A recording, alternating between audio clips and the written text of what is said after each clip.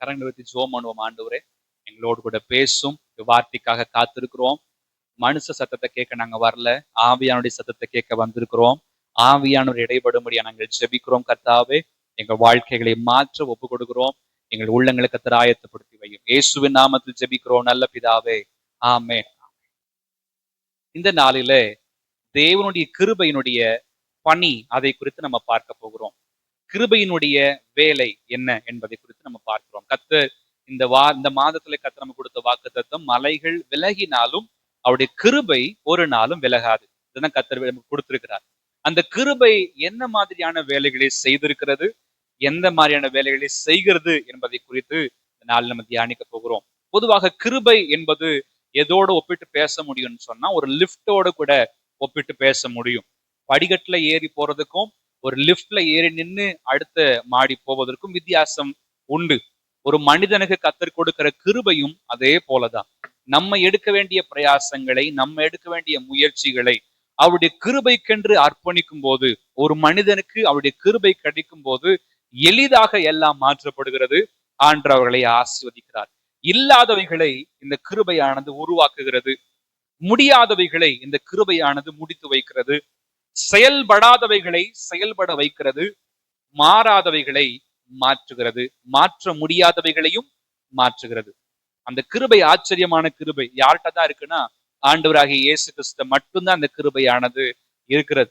அவரை நம்புகிற ஒவ்வொரு பிள்ளைகளுக்கும் ஆண்டவர் இந்த கிருபையை தருகிறார். அவர்கிட்ட பக்கத்துல வர ஒவ்வொருவருக்கும் இந்த கிருபையானது ஏராளம் தாராளம். இந்த கிருபையானது உலகத்துல ஃபேமஸான ஒரு வார்த்தை. அதுவும் கொரோனா டைம்ல பார்க்கும்போது ரொம்ப ஃபேமஸா போச்சு. அந்த பாடலை பாடிட்டு நிறைய ரீல்ஸ் எல்லாம் போடுனதை நம்ம பார்க்க முடிஞ்சது. எல்லாம் கிருபை அப்படின்னு போனாங்க. ஆனா நிறைய பேருக்கு முன்னாடி அர்த்தம் என்னன்றது தெரியல. ஆனா நமக்கு அதை அனுபவிச்சிருக்கிறோம். இனிமேலும் கர்த்தர் தொடர்ந்து நடத்துவார். கர்த்தருடைய வருகை பிந்துமானால் கடைசி மூச்சு வரைக்கும் நம்ம நடத்த போறது எதுதானா, அவருடைய கிருபை மட்டும்தான். விலகவே விலகாது. ஒரு மனுஷனை ஆண்டவர் தொடும் போது, ஒரு மனுஷனை ஆண்டவர் ரட்சிக்கும் போது, அந்த மனுஷனை தன்னிடமாய் சேர்த்து கொள்ளும் போது கூடவே இந்த கிருபை என்ன பண்ணிடுறாருன்னா ஆண்டவர் கொடுத்து விடுகிறார். இன்னைக்கு ஒரு மனுஷனை குறித்து நம்ம தியானிக்க போகிறோம். வெளிப்படையா அந்த கிருபன்ற வார்த்தை வரலனாலும் எப்படி ஆண்டவர் அந்த மனுஷனை இது வரைக்கும் நடத்தி வந்தார், பெரிய மனுஷனா மாற்றினார் என்பதை குறித்து நம்ம பார்க்க போகிறோம். இன்னைக்கு முதலாவதாக நம்ம பார்க்க போகிறதான ஒரு காரியம் என்னன்னா, 2ஆம் அதிகாரம் யாத்திராகமும் 1-10 வசனங்கள் வரைக்கும் நம்ம வாசிக்க போகிறோம். யாத்திராகமும் 2ஆம் அதிகாரம் 1வது வசனத்திலிருந்து 10வது வசனம் வரைக்கும். லேவியின் குடும்பத்தாரில் ஒருவன் லேவியின் குமாரத்திகள் ஒருத்தியை விவாகம் பண்ணினான். அந்த ஸ்திரீ கர்ப்பவதியாகி ஒரு ஆண் பிள்ளையை பெற்று அது அழகுள்ளது என்று கண்டு அதை 3 மாதம் ஒளித்து வைத்தாள். அவள் அதை அப்புறம் ஒளித்து வைக்க கூடாமல் ஒரு நாணற் பெட்டியை எடுத்து அதற்கு பிசினும் கீழும் பூசி அதிலே பிள்ளையை வளர்த்தி நதியோரமாய் நாணலுக்குள்ளே வைத்தாள். அதற்கு என்ன சம்பவிக்கும் என்பதை அறியும்படி அதன் தமக்கை தூரத்திலே நின்று கொண்டிருந்தாள்.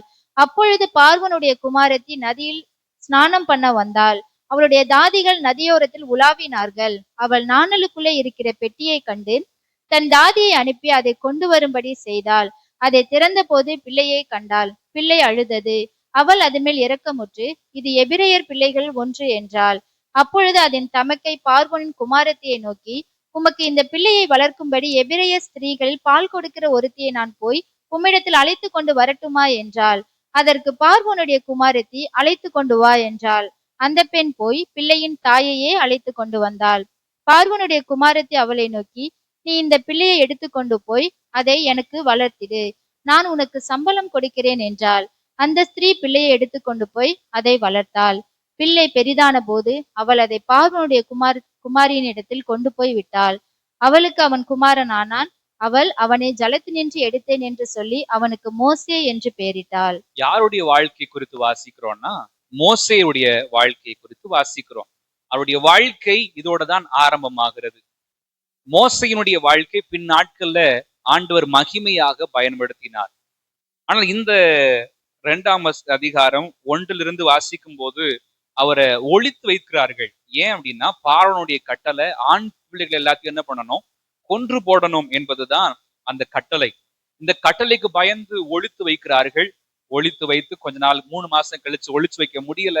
அதனால இந்த மோசையை ஒரு நாணல் பெட்டியில வாட்டர் ப்ரூஃப் மெட்டீரியல் அந்த கீழெல்லாம் அதெல்லாம் பூசி என்ன பண்றாங்கன்னா அதுல நைல் நதியில அனுப்பிடுறாங்க. அனுப்பி அது பார்வோனுடைய குமாரத்தி கையில போகிறது. பார்வோனுடைய குமாரத்தி அதை எடுத்து பார்த்துட்டு இருக்கும்போது அவங்களுடைய அக்கா மிரியாம் தூரத்துல இருந்து பார்த்துட்டு இருக்கிறாங்க. பார்த்துட்டு இருக்கிறவங்க ஒரு ஒரு தாய் ஒருத்தவங்களை அழைச்சு கொண்டு வரட்டுமா அப்படின்னு கேட்கிறாங்க. ஏன்னா எகிப்து முழுவதும் ஒரு ஒரு ஒரு கட்டளை பரவி இருந்தது. என்ன கட்டளை? ஆண் பிள்ளைகள் எபிரேயத்துல என்ன பண்ணக்கூடாது, இருக்கவே கூடாது. இதுதான் அந்த கட்டளை. அதனால நிறைய தாய்மார்கள் இருப்பாங்க, ஒரு தாய்மாரை கூட்டிட்டு வரவா அப்படின்னு சொல்லி இந்த மிரியாம் கேட்கிறாங்க. சரி கூட்டிட்டு வான்னு சொல்லும் போது மிரியாம் விவரமா யாரை கூட்டு வந்துடுறாங்கன்னா தாயவே கூட்டு வந்து அவங்க விட்டுடுறாங்க. இது நடக்கிறதான ஒரு சம்பவம். இந்த இடத்துல முதலாவது கிருபையினுடைய ஒரு வேலையை நம்ம பார்த்தோம்னா என்ன வேலை நடக்குதுன்னா, ஒரு மனிதன் அறியாமையில் இருக்கும்போது அல்லது பிரபலமாகாமல் இருக்கும்போது அந்த மனிதனை பிரபலமாக்குகிறது அவருடைய கிருபை. பிரபலமாக்க அநேக பேர் முயற்சி பண்ணுகிறார்கள். ஆனால் ஒரு மனிதனை மற்றவர்கள் அறிய வைப்பது எது அப்படின்னு சொன்னா தேவனுடைய கிருபை தான். 10வது வசனம் வரைக்கும் மோசேக்கு பேரே கொடுக்கல. யாருக்கு? மோசே. அந்த வார்த்தை சொல்லப்படுகிறது பிள்ளை பெரிதான போது. எத்தனை வயசு நமக்கு தெரியல. அது 2 வயசோ இல்ல 3 வயசோ தெரியல. பிள்ளை பெரிதான போதுதான் ஒரு பேர் கொடுக்குறாங்க. என்ன பேரு? மோசே அப்படின்னு பேர் கொடுக்குறாங்க. பொதுவா அந்த மோசேனுடைய பேருடைய அர்த்தம் என்னன்னா தண்ணீரிலிருந்து இழுக்கப்பட்டவன் அப்படின்னு சொல்லி அர்த்தமா. தண்ணீர்ல இருந்து எடுக்கப்பட்டவன்றதை விட இழுக்கப்பட்டவன் அப்படின்ற ஒரு அர்த்தம். அந்த அம்மா அப்படிதான் பேர் வச்சிருக்கிறாங்க. தண்ணீர்ல இருந்து எடுத்தேன். பெரிய ஒரு மீனிங்லாம் அதுல கிடையாது. தண்ணீர்ல இருந்து இழுத்தேன் அப்படின்னு சொல்றாங்க. ஆவிக்குரிய அர்த்தங்கள் யோசிக்கும் நிறைய அர்த்தங்கள் வரலாம்.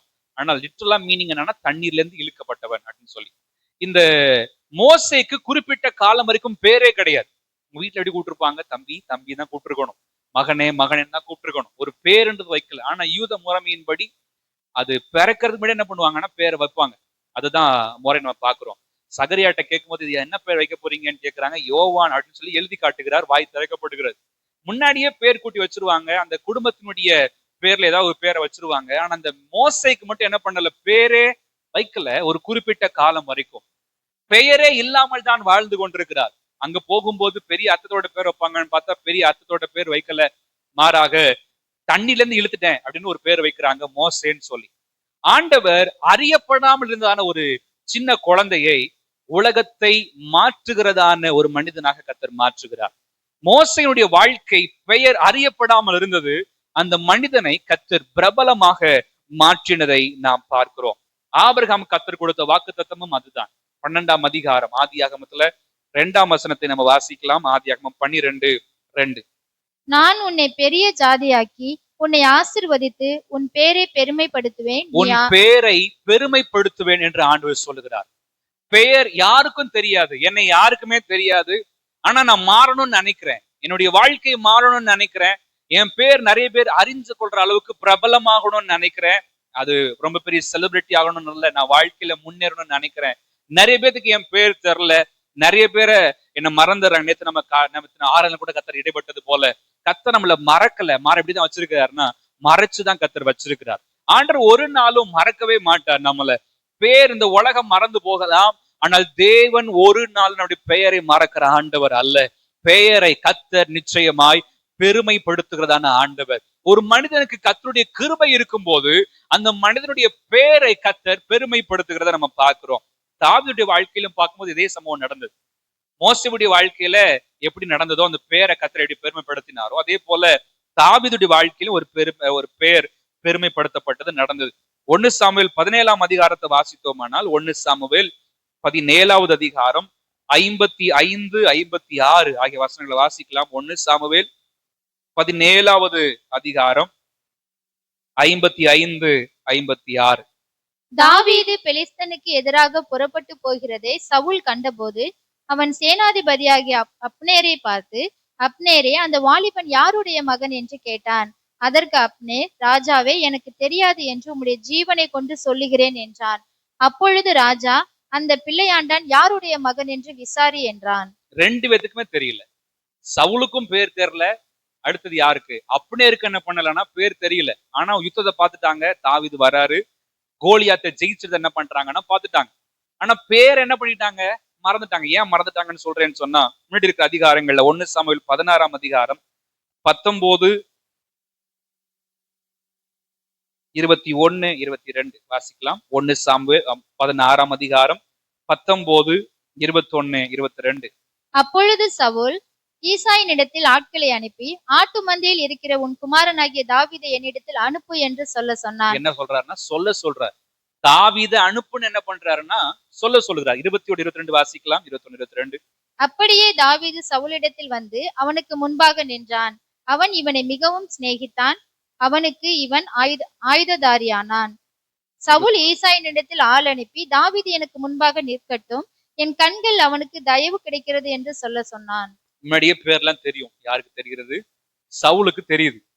சவுல் சொல்றாரு, இவன் எனக்கு சிநேகிதனா இருக்கட்டும், ஆயுததாரியா இருக்கட்டும் அப்படின்னு அப்பாட்ட சொல்லி அனுப்புறாரு. தாவீதுக்கு என் கண்கள்ல கிருபை கிடைச்சது, தயவு கிடைச்சது அப்படின்னு சொல்லிட்டு தாவீத உயர்த்தணும்னு நினைச்சதான ஒரு மனுஷன் என்ன பண்ணிட்டாருன்னா மறந்துட்டார். பேர் என்ன, என்னமோ ஒரு பேர் உனக்கு வருமே அப்படின்னு யோசிக்கிறார். யோசிக்கும் போது பேர் ஞாபகம் வரல. அப்னேர்ட்ட கேட்கிறார், அப்னேரே இது யாரோட பையன் அப்படின்னு கேட்கும்போது அப்னேருக்கு என்ன பண்ணல, பேர் தெரியல, பேர் மறந்து போயிட்டாங்க. பேர் அறியாமல் போனார் இந்த தாவீது. ஆனா கொஞ்ச நாள் கழிச்சு ஒரு பாட்டு பாடுறாங்க, சவுல் கொன்றது 1000, தாவீது கொன்றது 10,000 அப்படின்னு பாட்டு பாடுறாங்க. உலகத்தால மறக்கப்பட்டதான ஒரு பெயர் ஊரால் கொண்டாடப்படுகிறது. உலகத்தால மறைக்கப்பட்ட ஒரு பெயர் ஊரால வெளிப்பரங்கமா சொல்லப்படுகிறது. ஒரு கிருபை பண்ணுகிற வேலை இந்த வேலை தான். இந்த கிருபை என்ன பண்ணுது, உலகம் மறைச்சிருக்கலாம், சொந்த பந்தம் இந்த பெயரை மறைச்சிருக்கலாம், ஆனா தேவனுடைய கிருபை ஒரு மனிதன் மேல இருக்குமானால் ஊரறிய இந்த பேரை என்ன பண்ணுகிறதுனா பிரஸ்தாபப்படுத்துகிறது. என் பேரை கத்த நிச்சயமாய் பெருமைப்படுத்துவார். விசுவாசிகள் எல்லாரும் கரங்கொடுத்து ஜெபம் பண்ணுவோம். ஆண்டவரே, என் பேரை கத்த நிச்சயமாய் பெருமைப்படுத்த போகிற தயவிற்காக உமக்கு ஸ்தோத்திரம், ஸ்தோத்திரம், ஸ்தோத்திரம். மோசேக்கு அப்படிதான் நடந்தது. மோசையோட பேர் என்ன பண்ணலன்னா பிரபலமா தெரியல. 2 வருஷம் வரைக்கும், ஏறக்குறைய என்னுடைய கணக்குப்படி 2 வருஷம் 2 வருஷம் வரைக்கும் அவருடைய பேர் கொஞ்சம் கூட வெளியில வரல. மகனே மகனே மகனே தான் கூப்பிட்டு இருந்தாங்க.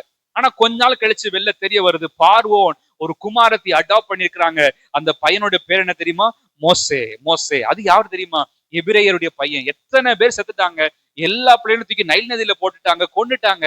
ஆனா இந்த ஒரு பையன் மட்டும்தான் காப்பாற்றப்பட்டான். இந்த ஒரு பையன் மட்டும்தான் ப்ரொடெக்ஷனா வாழ்றான். மத்த எல்லாருக்கும் பாதுகாப்பு இல்லை, ஆனா இவன் மட்டும்தான் நல்லா வாழ்ந்துட்டு இருக்கிறான்னு சொல்லி எல்லாரும் அறியத்தக்கதாக அந்த செய்தியானது பரவுகிறது.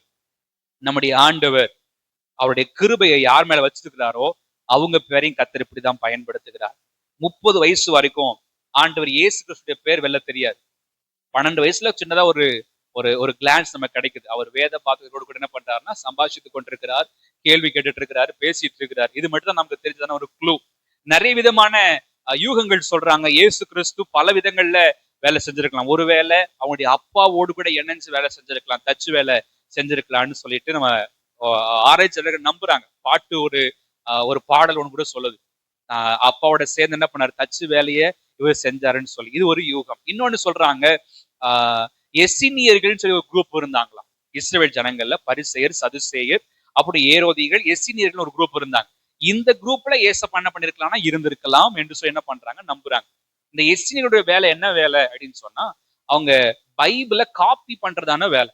அவங்க என்ன பண்ணுவாங்கன்னா, அந்த இப்ப நமக்கு ஈஸியா ஜெராக்ஸ் எடுக்க முடியுது, ஈஸியா பிரிண்ட் அவுட் எடுக்கிறோம், கம்ப்யூட்டர் நமக்கு இருக்குது. அப்பெல்லாம் அப்படி கிடையாது. தோல் சொல்ல ரெடி பண்ணணும், இங்க இருக்கிறத பார்த்து அப்படியே என்ன பண்ணணும்னா இங்க எழுதணும். எழுதி அவங்க அதை காப்பி பண்ணி ஒரு பெரிய பானையில போட்டு என்ன பண்றாங்கன்னா ஸ்டோர் பண்ணி வச்சுட்டு இருந்தாங்க. அததான் என்ன ரீசெண்டா கண்டுபிடிச்சாங்க. ஏறக்குறைய ஒரு 75 ஆண்டுகளுக்கு முன்பதாக அதை கண்டுபிடிச்சாங்க. என்னன்னா அந்த கும்ரான் குகைகள்னு சொல்லுவாங்க. அதோட பேர் என்ன பேர்? கும்ரான் குகைகள். இந்த குகையில ஒரு பையன் என்ன பண்றான்னா ஆடு மேய்ச்சிட்டு இருக்கிறான். ஆடு மேய்ச்சிட்டு இருக்கும் போது எதாச்சும் விரட்டுறதுக்கு என்ன பண்றான், கல்லை தூக்கி அடிக்கிறான். கல்லை தூக்கி அடிக்கும் போது டங் அப்படி சத்தம் கேட்குது. சத்தம் கேட்கும் போது என்ன சத்தம் வித்தியாசமா கேட்குது, கல்ல பட்டா சவுண்ட் வித்தியாசமா கேட்கணும், இது என்ன வித்தியாசமான சவுண்ட் ஆக்குன்னு பக்கத்துல போய் பார்க்கும்போது அதுல நிறைய பானைகள் போன்றதான உருவங்கள் இருந்திருக்கிறது. அதுல உள்ளுக்குள்ள பார்த்தா நிறைய தோல் சுருட்கள் எழுதப்பட்டிருக்கிறது. வேத வல்லுநர்கள் நம்புறது என்னன்னு சொன்னா, இதை இந்த எஸ்ஸினியர்கள் எழுதியிருக்கலாம். அவங்கதான் அந்த வேலையை செய்வாங்க. ரொம்பவே அவங்க சீக்ரெட்டா வாழ்வாங்க, ரொம்ப பரிசுத்தமா வாழ்வாங்க, ரொம்ப தூய்மையா என்ன பண்ணுவாங்கன்னா வாழ்வாங்க. அந்த குரூப்போட ஏசப்பா வாழ்ந்துக்கலாம்னு நம்புறாங்க. ஆனா ஓப்பன் எவிடன்ஸ் என்பது எதுலுமே கிடையாது. ஆனா இயேசு கிறிஸ்துடைய பேர் வெளில எப்ப தெரிய வந்ததுன்னா கடைசி 3 வருஷத்துலதான். இவன் யோசேப்போட குமாரன் அல்லவா, இவன் தச்சு வேலை பண்ணதான அந்த யோசேப்போட பையன் தானே, இவன் எப்படி இதை பண்றான்னு என்ன பண்றாங்கன்னா எல்லாரும் ஆச்சரியப்படுறாங்க. அவருடைய கீர்த்தி சுற்றி இருக்கிற எல்லா இடங்களும் என்ன பண்ணுதுன்னா பரவுகிறது. நம்முடைய ஆண்டவர் இயேசு கிறிஸ்துவும் அப்படிதான் வாழ்ந்திருக்கிறார். பேர் தெரியாம வாழ்ந்துட்டு இருந்ததான இயேசு கிறிஸ்துடைய பேர் ஒரு காலத்துல தெரிய ஆரம்பிக்கிறது. நம்மளும் அப்படிதான். ஆண்டவர் அடையாளங்களே செய்வீங்கன்னு சொன்னாரு, கொஞ்ச நாள் வரைக்கும் தெரியாததான். கத்தர் மறைச்சுதான் வைக்கிறார். ஒரு நாள் வருகிறது, உலகம் அறியத்தக்கதாக கத்தர் பிரபலப்படுத்துவார், கத்தர் பெருமைப்படுத்துவார். பேரை கத்தர் நிச்சயமாய் பெருமைப்படுத்துவார். என் பேர் நல்லா இருக்கணும்னு நினைக்கிறீங்களே, கத்தர் நிச்சயமா பேரை பெருமைப்படுத்துவார். ஆண்டுடைய பிள்ளைகள் கிருபை யார் கூட இருக்குதோ அந்த கிருபை அவர்களை வாழ வைக்கிறது. அவருடைய நாமம் மகிமைப்படுவதாக. பிலிப்பியர் 2ஆம் அதிகாரம் 9-11 வரைக்கும் வாசிக்கும் போது இயேசு கிறிஸ்துவினுடைய ஒரு புகழ்ச்சியை நம்ம அங்க வாசிக்க முடியும். பிலிப்பியர் 2ஆம் அதிகாரம் 9 வரைக்கும். ஆதலால் தேவன் எல்லாவற்றுக்கும் மேலாக அவரை உயர்த்தி இயேசுவின் நாமத்தில் வானோர் பூதலத்தோர் பூமியின் கீழானோருடைய முழங்கால் யாவும் முடங்கும்படிக்கு பிதாவாகிய தேவனுக்கு மகிமையாக இயேசு கிறிஸ்து கர்த்தர் என்று நாவுகள் யாவும் அறிக்கை பண்ணும்படிக்கு எல்லா நாமத்திற்கு மேலான நாமத்தை அவருக்கு தந்தருளினார். எல்லா நாமத்துக்கும் எல்லா பெயருக்கும் மேலான ஒரு பெயர் என்ன பண்றாருன்னா இயேசுப்பாவுக்கு கொடுத்திருக்கிறத நம்ம பாக்குறோம். ஆனா 30 வருஷம் அவருக்கு பேர் இருந்துச்சான்னு கேட்டா இல்ல. அவருக்கு எந்த பேரும் இல்லை, எந்த பெருமையும் இல்லை. அவர் நார்மலான ஒரு மனுஷனை போலதான் வாழ்ந்திருக்கிறார். எல்லா விதத்திலும் நம்ம போல பாடுபட்டு இருக்கிறார். ஆனா ஒரு காலம் ஒண்ணு வருகிறது, அந்த பேரை மறைச்சு உள்ள வைக்க முடியல. அந்த பேர் வெளில தான் வருகிறது. அந்த பேர் ஒரு நாளும் மறைத்து வைக்க முடியாது. ஏனென்றால் தேவ கிருபை அந்த மனிதனோடு கூட இருந்தது. இயேசுவோடு கூட அந்த கிருபை இருந்தது உண்மையானால் நம்மோடு கூட இருக்கிறது உண்மை. ஏன்னா இயேசுவே நம்ம கூட தான் இருக்கிறார். நம்ம கூட கர்த்தர் இருக்கும்போது கிருபை ஒரு நாளும் விலகவே விலகாது. பாடல்ல பாடுறது போல மலைகள் விலகினாலும் பர்வதங்கள் நிலை பெயர்ந்தாலும் கிருபை ஒரு நாளும் விலகாது. அந்த கிருபையை மட்டும் பக்கத்துல வச்சுக்கணும். அந்த கிருபை என் கூட இருக்குதான்னு செக் பண்ணிக்கணும். அந்த கிருபைக்காக நான் வாழ்றேனான்றதை நம்ம யோசித்து பார்க்கணும். அப்படி பார்க்கும்போது கர்த்தர் நம்ம வாழ்க்கையில பெரிய காரியங்களை செய்வார். அறியாமையிலிருந்து பிரபலமாக கர்த்தர் கிருபை தருகிறார். 2வது யாத்திராகமம் 1ஆம் அதிகாரம் 16வது வசனமும் 22ஆம் வசனத்தை வாசிக்கலாம். யாத்திராகமம் 1ஆம் அதிகாரம் 16-22. நீங்கள் எபிரேய ஸ்திரீகளுக்கு மருத்துவம் செய்யும்படி அவர்கள் மனையின் மேல் உட்கார்ந்திருக்கையில் பார்த்து, ஆண் பிள்ளையானால் கொன்று போடுங்கள், பெண் பிள்ளையானால் உயிரோடு இருக்கட்டும் என்றான். 22வது வசனம். அப்பொழுது பார்வோன் பிறக்கும் ஆண் பிள்ளையை எல்லாம் நதியிலே போட்டுவிடவும் பெண் பிள்ளைகளெல்லாம் உயிரோடே வைக்கும் தன் ஜனங்கள் எல்லாருக்கும் கட்டளையிட்டான். 2 விதமான கொலை பண்றதுக்கு அவர் பெர்மிஷன் கொடுக்கிறார். ஒன்னு என்ன பண்ணணும், மருத்துவச்சிகளே கொன்றணும். 2வது தூக்கி எங்க போட்டுறணும், நைல் நதியில போட்டுறணும் அப்படின்னு சொல்லி திட்டம் போடப்பட்டிருக்கிறது. அழிப்பதற்கான திட்டம் போடப்பட்டிருக்கிறது. ஆனால் அழிவில் இருந்து இந்த கிருபையானது ரட்சித்து நடத்துகிறதை நம்ம பார்க்கிறோம். ஆண்டவர் ஒரு மனிதனை கிருபையினால் நிரப்பி இருக்கும் போது சத்ரு அந்த மனிதனை அழிக்க முடியாது, சத்ரு அந்த மனிதனை தொட முடியாது, அந்த மனிதனை எந்த சக்தியும் என்ன பண்ண முடியாதுன்னா தொட்டு கூட பார்க்க முடியாது. ஏன்னா சுற்றிலும் என்ன இருக்கிறது, அவருடைய கிருபை இருக்கிறது. சத்ரு என்ன பண்றான், அழிப்பதற்காக திட்டம் போடுறான். ஆண்டவர் ரட்சிப்பதற்காக திட்டம் போட்டு கொண்டிருக்கிறார். இது எப்படி சொல்லணும், ஆண்டவர் ஏற்கனவே இந்த திட்டத்தை என்ன பண்ணிருக்கிறாரு, வச்சிருக்கிறார். ஒரு மனுஷன் ஒருத்தன் வருவான், அவன் இப்படி எல்லாம் திட்டம் போடுவான் கொல்றதுக்கு, இந்த மனுஷன் இப்படிதான் கொண்டு போகணும்னு கர்த்தர் ஏற்கனவே திட்டம் பண்ணி வைத்திருந்தார். அந்த ஆண்டவர் நம்மோடு கூட இருக்கிறார். அந்த கிருபை தான் நம்ம கூட இருக்குது. அன்னைக்கு மோசையை பாதுகாத்ததான் அந்த கிருபை நம்மையும் பாதுகாக்கிறது. ஆக்சுவலா இந்த மோசே கொல்லப்பட்டிருக்க வேண்டியதான ஒரு மனுஷன், அந்த மனுஷன் வெளிலவே வந்திருக்க கூடாது. இந்த மனுஷனை அழிக்கணும்ன்றதுதான் பிசாசுடைய திட்டம். ஏசப்பாவும் அப்படிதான் அழிக்கணும் தான் திட்டம் போட்டான் பிசாசு. ஆனா ஆண்டவர் அழிவில் இருந்து ரட்சிப்பதற்காக அவர் மாற்றினதை நம்ம பார்க்கிறோம். ஆண்டுடைய நாமம் மகிமைப்படட்டும். இந்த 22ஆம் வசனத்துல வாசிக்கும் போது நதியில் போட்டு அழிக்க வேண்டும் என்பது அந்த திட்டம். ஆனா மோசையுடைய வாழ்க்கை ஆரம்பிச்சது எங்க தெரியுமா, அந்த நதியில இருந்தா ஆரம்பிச்சது. நைல்ல போட்டு அழிச்சிடணும்னு சொல்லி பிசாசு திட்டம் போட்டான், பார்வோன் திட்டம் போட்டிருந்தான். ஆனா ஆண்டுடைய ஸ்பெஷல் அங்கிருந்து தான் ஆரம்பிக்குது. எங்க அழிக்கணும்னு சொல்லி பிசாசு திட்டம் போடுறானோ அதே இடத்துல தான் கர்த்தர் நம்மளை உயர்த்துவார். எந்த இடத்துல தலை கவிழ்ந்து நடந்தோமோ அதே இடத்துல தான் கர்த்தர் நம்மை தலை உயர்த்தி நடத்துகிறதான ஆண்டவராக இருக்கிறார். சங்கீதம் 3வது சங்கீதம் 6வது வசனமும் 3வது வசனம், முதலாவது 6ஆம் வசனத்தை வாசிச்சுட்டு அப்புறம் 3ஆம் வசனத்தை வாசிக்கலாம். சங்கீதம் 3வது சங்கீதம் 6வது வசனம். எனக்கு விரோதமாய் சுற்றிலும் படையெடுத்து வருகிற 16,000 பேருக்கு நான் பயப்படேன். 10,000 பேருக்கும் பயப்படேன். 10,000 பேர்னா 10,000 பேர் என்னை சுத்தி 10,000 பேர் வந்தா என்ன பண்ண மாட்டேன், நானு பயப்பட மாட்டேன். 3ஆவது வசனத்தை வாசிக்கலாம். ஆனாலும் கர்த்தாவே, நீர் என் கேடகமும் என் மகிமையும் என் தலையை உயர்த்துகிறவருமாய் என் இருக்கிறீர். தலையை என்ன பண்றார் ஆண்டவர்? உயர்த்துகிறார். பிசாசு அழிக்கணும்னு சொல்லி 10,000 பேர் அனுப்புகிறான். எத்தனையோ பேர் எதிரா வந்தாலும் தேவனை உண்மையாய் ஆராதிக்கிற பிள்ளைகளுக்கு கிருபையை கொடுத்துடுறார். அந்த கிருபை என்ன பண்ணுது அப்படின்னு சொன்னா, இந்த கிருபை சூழ்ந்து கொண்டிருக்கிறதுனால கர்த்தர் தலை நிமிர பண்ணுகிறார். ஆனா சத்ரு என்ன பண்றான்? இவங்களை தலை குனிய வைக்கணும், தலையே இல்லாம பண்ணணும்னு தான் நினைக்கிறான். நம்ம ஆண்டவர் அவர் வெற்றி சிறந்ததான ஆண்டவர். நம்முடைய ஆண்டவர் தலையை நிமிர பண்ணுகிறதான ஆண்டவர். இந்த கிருபை கீழே கிடக்கிறதான ஒரு மனிதனுடைய வாழ்க்கையை உயர்த்தி அது அழகு பார்க்கிறது. இந்த நைல் நதியை குறித்து பார்க்கும்போது, நைல் நதின்றது சாதாரணமான ஆறு அப்படின்னு நம்ம நினைக்கிறோம். நம்ம அதுல நிறைய ஆபத்துகள் இருந்திருக்கிறது. எகிப்த வாழ வச்சதான ஒரு நதினா நைல் நதி. அவங்களுக்கு அது தெய்வமாகவே வச்சிருந்தாங்க. ஆனா இந்த நதியில பார்க்கும்போது நிறைய ஆபத்துகள் இருக்குது. திடீர்னு வெள்ளம் வந்துருமா, திடீர்னு இந்த நைல் நதியில எங்க இருந்து வரும்னு தெரியாது, ஆனா வெள்ளம் வந்துரும். ஆபத்தான நீரோட்டங்கள் இருக்கும், நிறைய சுழற்சிகள், அதுல உள்ள மாட்டின வெளில வர முடியாது. அப்படிப்பட்ட காரியங்கள் எல்லாமே இந்த நைல் நதியில என்ன பண்ணணும்னு சொன்னா இருக்கும். முதலைகளும் இருக்குமா, முதலைகள் இந்த இதுல இருக்கும். பிடிச்சதுன்னா அவ்வளவுதான், முதல்ல புடி நம்ம சொல்றோம்ல, அது அது அது பிடிச்சிச்சுன்னா அவ்வளவு சீக்கிரம் வெளில வர முடியாது. அழிப்பதற்காக அது என்ன பண்ணுதுன்னு சொன்னா பிடிக்குது. நீர் யானைகளும் இருக்குதா, அது ஆராய்ச்சி படி சொல்றாங்க. நீர் யானைகள் நிறைய மனுஷரை கொண்டு போட்டுருது, முதலைகளை விட அதிகமா கொண்டு போட்டு கூட சொல்றாங்க. நீர் யானைகள் உள்ளுக்குள்ள நைல் நதியில உள்ள இது இருக்குமா. இன்னொன்னு கொசு உள்ள இருக்குமா, அதுல இந்த கொசு சுத்தி என்ன பண்ணுமா அந்த நைல் நதியில, அது நாணல் புல் தான் நிறைய இருக்குதுல்ல, அதுக்குள்ள கொசு இருக்குமா. இது மூலமா தொற்று வியாதிகள் நிறைய பரவும் அப்படின்னு சொல்றாங்க. குழந்தை அழிப்பதற்கு முதல்ல வேணாம் கொசு போதும். இப்ப நிறைய அந்த வியாதிகள்லாம் பரவுதை நம்ம பார்க்க முடியுது. அது இந்த கொசுனால நிறைய வியாதிகள் பரவுது. என்னென்னமோ கவர்மெண்ட் பண்றாங்க. அது குழந்தைகளை பாதுகாத்துக்கோங்க, பத்திரமா வச்சுக்கோங்கன்னு சொல்றாங்க. நம்ம யோசித்து பார்த்தோம்னா அந்த நைல் நதியில போகும்போது முதல்ல கடிக்க வேண்டாம். ஒரு கொசு கடிச்சிருந்தா அந்த மனுஷனுடைய அந்த மோஸ்ட் வாழ்க்கை என்ன பண்ணிருக்கோம், போயிருக்கும், இல்லாம போயிருக்கும். இவன் பார்வன்ட்ட தப்பிச்சு கொசுட்டு என்ன பண்ணிருக்கணும், மாட்டிருக்கணும். ஆனா கிருபை என்ன பண்ணுது, உள்ள ஒரு அணு கூட வராதபடி சுற்றிலும் பாளையம் இறங்கி நிக்கிறது. நம்மள ஆண்டோடைய கிருபையை தாண்டி ஒண்ணு உள்ள வர முடியாது. அழிவிலிருந்து பாதுகாப்பதற்காக தான் கர்த்தர் நம்மை கிருபையை கொடுத்து நடத்தி கொண்டிருக்கிறார். அவருடைய கிருபை இருக்கும்போது ஒரு நாளும் எதுவும் நம்மை சேதப்படுத்த முடியாது. கர்த்தர் நம்மை நடத்துவாராக.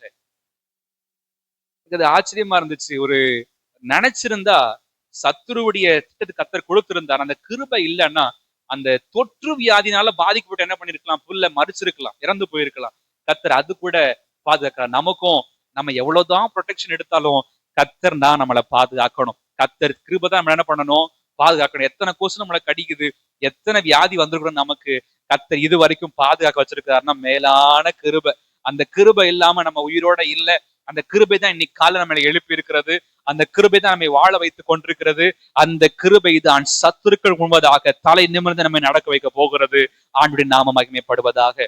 தாவீதுடைய வாழ்க்கையில பார்க்கும்போது 1 சாமுவேல் 18ஆம் அதிகாரம் 8ஆம் வசனத்தையும் 11வது வசனத்தையும் நம்ம வாசிக்கலாம். அந்த வார்த்தை சவுலுக்கு விசனமாய் இருந்தது.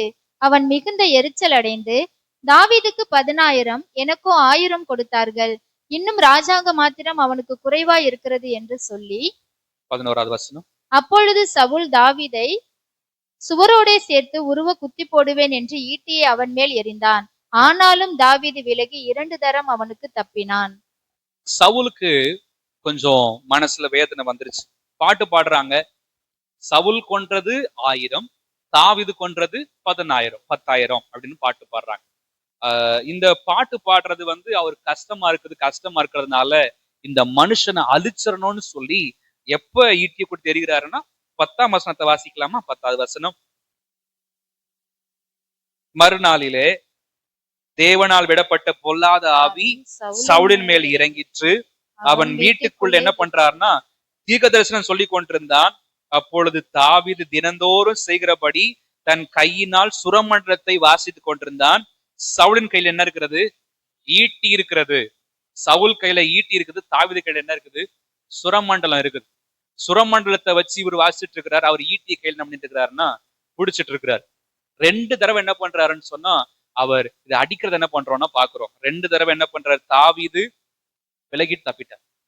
இது நார்மலான காரியம் இல்ல. பொதுவா அந்த ராஜாக்கள் எல்லாருமே தேர்ந்ததான யுத்த வீரர்களா இருப்பாங்க. அவங்க எல்லாரும் கரெக்டா என்ன பண்ணுவாங்கன்னா எல்லாத்தையும் சரியா செய்வாங்க. இது ஒரு ஒரு ஒரு குறிப்பிட்ட ஒரு லக்க வச்சுட்டாங்கன்னா அடையாம தீர மாட்டாங்க. தாவீது அப்படிதான். சின்ன வயசுல இருந்து ட்ரை பண்ணிட்டே இருக்கிறார். கவர்ன் எடுத்து அடிச்சது ஏதோ ஃப்ளூக்ல அடிக்கல அவரு. கரெக்டா பாயிண்ட் பண்ணி என்ன பண்ணிருக்காருன்னா அடிச்சிருக்கிறார். அவருக்கு அது ட்ரைனிங். அது கொஞ்சம் கொஞ்சமா பழக்கப்படுத்தி பழக்கப்படுத்தி பழக்கப்படுத்தி ட்ரெஸ்ஸை போட்டு பாக்குறாரு, பழக்கம் இல்லைங்கிறார். அப்பனா பழக்கம் பண்றது வேற ஏதோ வச்சிருக்கிறார். இதை அடிக்கிறாரு, கோலியத்தை என்ன பண்றான்னா விழுந்துடுறான். இந்த ராஜாக்கள் எல்லாருமே பாயிண்ட் பண்றதுல ரொம்ப முக்கியமானவர்கள். ஆனா இங்க ஒருத்தர் பாயிண்ட் பண்றாரு, என்ன பண்ண முடியல, தாவீத தொட முடியல. விலகி போகிறாருன்னு சொன்னா என்ன அர்த்தம்? சுற்றிலும் ஒரு கிருபையானது நிற்கிறது, சுற்றிலும் ஒரு கிருபையானது இருக்கிறது. இங்க இன்னொரு விஷயத்தையும் கலந்து நம்ம கற்றுக்கொள்ள முடியும். தாவீதுக்கள் இருக்கிறது ஒண்ணு, சவுல்கள் இருக்கிறது ஒண்ணு. ஆண்டவருடைய பிள்ளைகள் கொஞ்சம் வித்தியாசமா தான் இருப்பாங்க எப்பவுமே. ஆண்டவருடைய பிள்ளைகள் அப்படிதான் இருப்பாங்கன்னா ஆண்டவர் விரும்புறதும் அப்படிதான் இருக்கிறார். யுத்தத்துக்கு போகும்போது பொதுவா என்ன பண்ண மாட்டாங்கன்னா பாட்டு பாடுற மட்டும் நிப்பாட்ட மாட்டாங்க. நம்ம ஆண்டவர் அந்த பாட்டு பாடுறவங்களை வச்சே என்ன பண்றாரு? ஜெயிக்கிறார். அவங்க பாடி துதி செய்ய தொடங்கின போது என்ன பண்றாங்க? எதிரிகள் தங்களுக்குள்ள வெட்டுண்டு விழுந்தார்கள். நம்முடைய ஆண்டவர் அப்படிதான். இங்கே பாட்டு பாடுறாரு. பாட்டு பாடும்போது என்ன பண்ணுகிறது? கிருபையானது பெருக ஆரம்பிக்கிறது. ஸ்தோத்திரம் பண்ண என்ன பண்ணுது? நமக்குள்ள கிருபை பெருக ஆரம்பிக்கிறது. சர்ச்சுக்குள்ள வந்துட்டாலோ இல்ல வீட்டுல இருந்தாலோ தேவனை துதிச்சு பாட ஆரம்பிக்கிறது என்ன பண்ணுது? தேவ கிருபைகள் நம்ம வாழ்க்கையில பெருக ஆரம்பிக்கிறது. நம்ம கொஞ்ச நேரம் ஜோம் பண்றோம், 3/4 மணி நேரம் ஜோம் பண்றோம், பாட்டு பாடுறோம், துதிக்கிறோம்னா ஏதோ ஆண்டு கேட்டுட்டு போயிடுவாருன்னு இல்ல. சுத்தி ஒரு ப்ரொடெக்ஷன் அதிகமாகுது, அதனுடைய வலிமை அதிகமாகிறது, அதனுடைய பாதுகாப்பு இன்னும் உறுதியாகிறது. கர்த்தர் ஒரு நாளும் இந்த கிருபையை தாண்டி உள்ள ஒண்ணு என்ன பண்ண மாட்டாரு? அனுமதிக்கவே மாட்டார். இந்த அரண்மனையிலேயே தாவீத குத்தி போடணும்னு சொல்லி சவுல் திட்டம் பண்றான். ஆனா அதே அரண்மனை கர்த்தர் மறுபடியும் கொண்டு வந்து உன்னை உயர்த்தி வைக்கிறார். ஆண்டவருடைய நாமம் பலத்ததான துருகம். கர்த்தர் செய்ய நினைத்தது ஒரு நாள் என்ன பண்ணாது? தடைபடவே படாது. ஆண்டவர் அழிவில் இருந்து என்ன பண்ணுகிறார்? தம்முடைய கிருபையை அனுப்பி அவர் ரட்சிக்கிறார். முதலாவது நம்ம என்ன பார்த்தோம்? அறியாமையிலிருந்து பிரபலமாக மாத்துகிறது.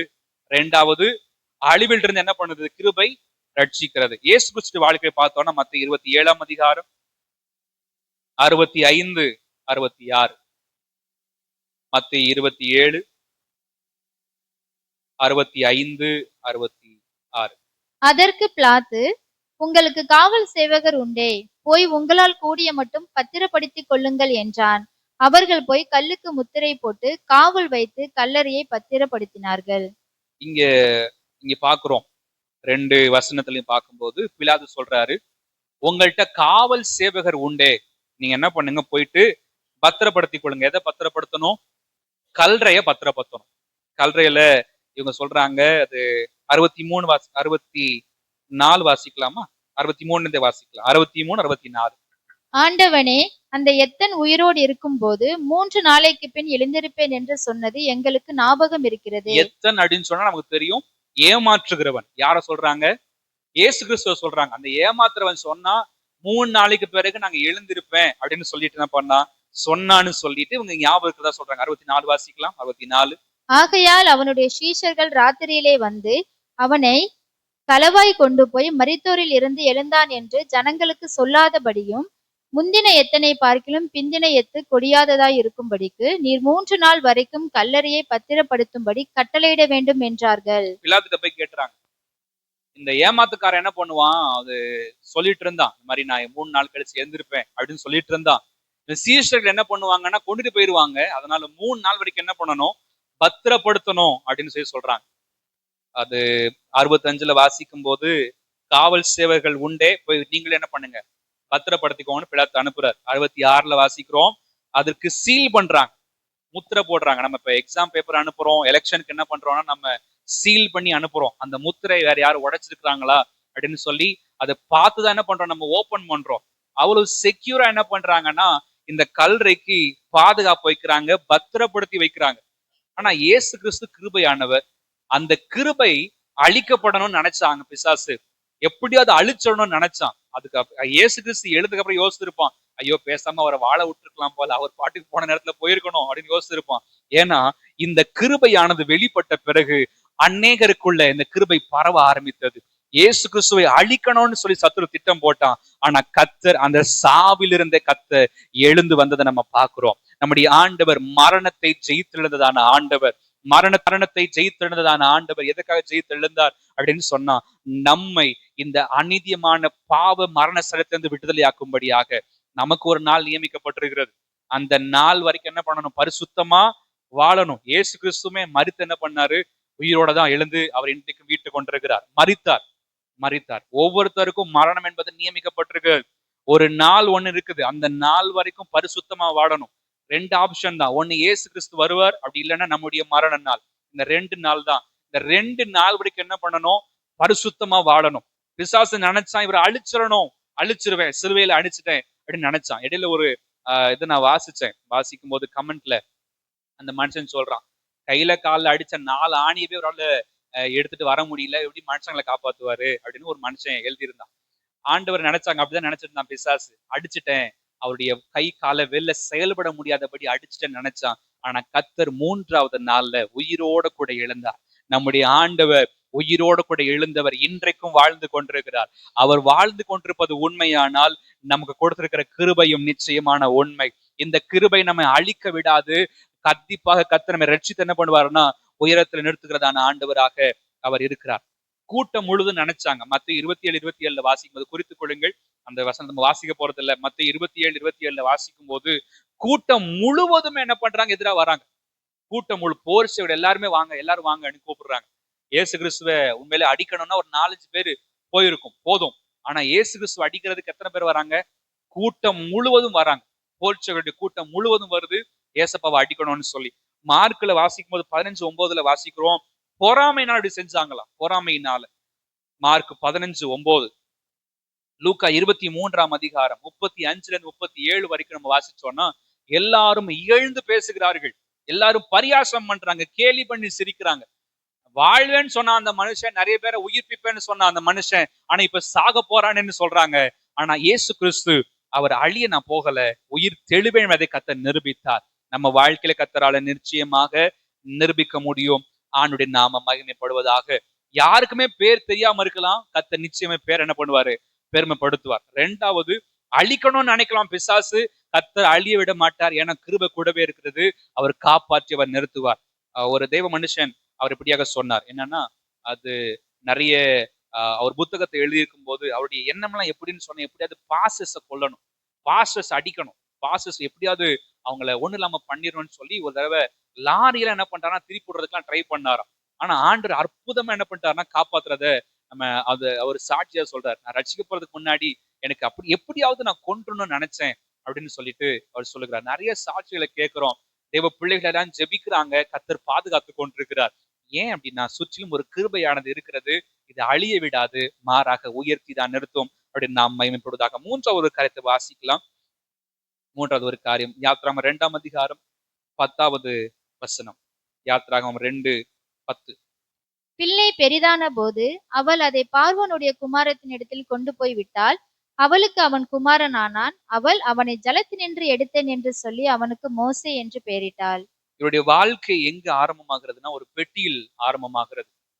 அந்த பெட்டி நம்ம ஒரு சாதாரணமான எளிமையான ஒரு வாழ்க்கை தான். ஆனா கொண்டு போகப்பட்டது எங்க கொண்டு போகப்படுகிறார் அப்படின்னா அரண்மனைக்கு கொண்டு போகப்படுகிறார். பெட்டியிலிருந்து அரண்மனைக்கு அல்லது ஆழியிலிருந்து அரண்மனைக்கு கொண்டு போகப்படுகிறது.